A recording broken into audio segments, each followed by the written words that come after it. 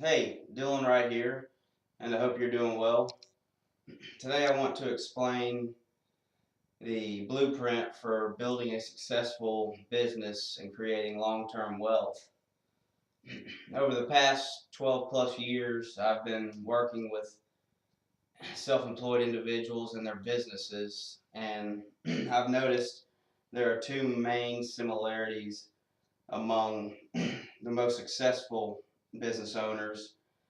including number one, they have multiple income streams,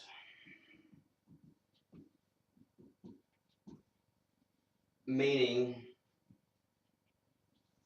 they receive cash flow from a number of businesses, not just but well, for example, they receive wages or salary or monthly distributions, whatever it may be, from their regular business. Uh,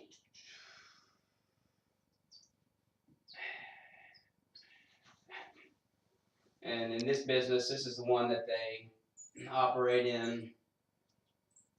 on a day-to-day basis. They're in charge of making all the decisions or the majority of the decisions, managing the company, operating the company, and so forth. And then the second or third, fourth, however many, they'll have a secondary business or businesses that they receive some form of passive income. And generally, well, this can come in many forms, but the second, this leads into the second similarity, and that is the overwhelming majority of the successful individuals I've worked with receive cash flow from real estate, and these activities or this business does not require them does not require their active involvement on a day-to-day basis. In other words, they receive some form of passive income from this secondary business, which is overwhelmingly from some form of a real estate investment. And lots of times they'll be receiving rents and or royalties from these uh, secondary businesses from their use of their real estate. In regard to the blueprint, in regard to the blueprint for building a successful business and creating long-term wealth, my experience, my experiences have excuse me, let me get this out of the way. Now, in regard to this, building the blueprint and the blueprint for building a successful business and creating long-term wealth, my experiences with individuals or self-employed individuals and business owners, and and as well as my research on other entrepreneurs that fit this mold, I've noticed a pattern in their approach to creating their enterprises, and this framework is pretty straightforward, and really it's something that anyone can follow. And let's get started. The first step would be, or the first step in this approach I've noticed is uh, devoting their efforts to getting to getting their primary business to a stable point.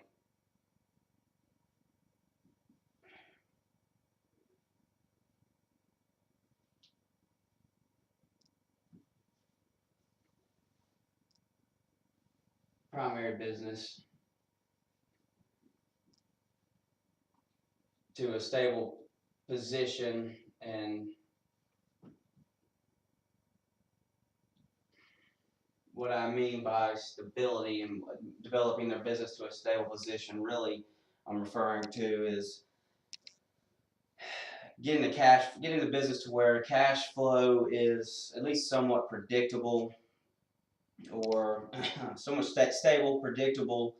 and routine, and sufficient enough to cover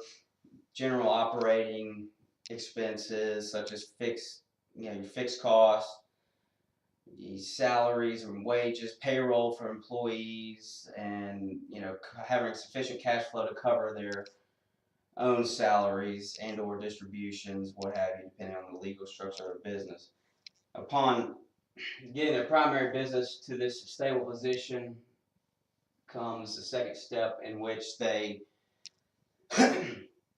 they take some of that, invest a portion of their earnings from their primary business into a secondary business that produces some form of passive income. Secondary passive income. As I mentioned just previously,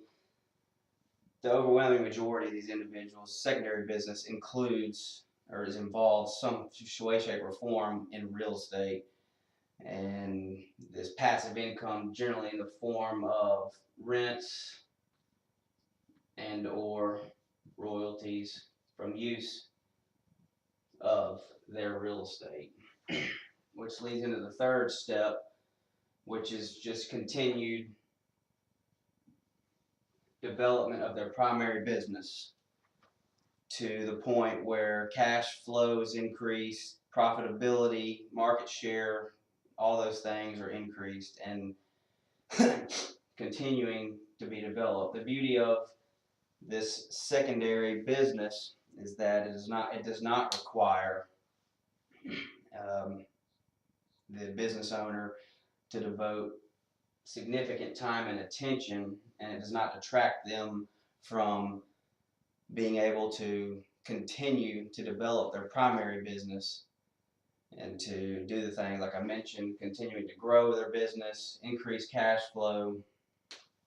market share, profitability, and so forth. Continue to grow primary business. So then really the last step involves really the repeating of step 2, which is as the opportunities present themselves to invest a portion of their earnings from their primary business into secondary business, which many times is real estate, and to do this as regularly as possible as finance and income will allow.